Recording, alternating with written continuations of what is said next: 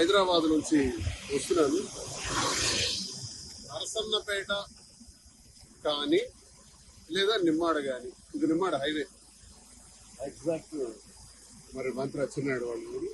నరసన్నపేట అంటే కృష్ణదాస్ వాళ్ళు. మరి కృష్ణదాసు నాకు కింజరా పప్పన్న ద్వారా కబురు పెట్టాడు.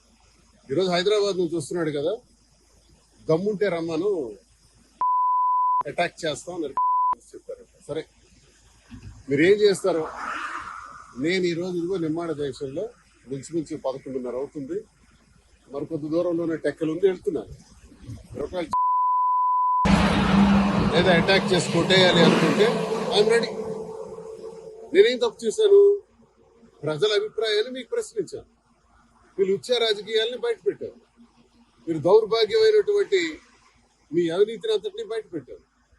మీరు చేస్తున్నటువంటి కేడీ రాజకీయాల్ని బయట పెట్టారు. అంత మాత్రం ఓకే. దువ్వాడ శ్రీనివాస్ అదిరిపోతాడని బెదిరిపోతాడని నాకు అప్పన్నతో ఫోన్ చేయించారు.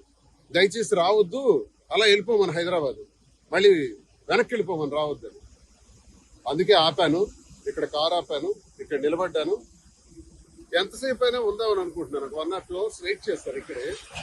వాళ్ళకి కూడా రండి. మరి పోలీసు వారి దృష్టిలో కూడా ఈ విషయం నేను పెట్టాలి.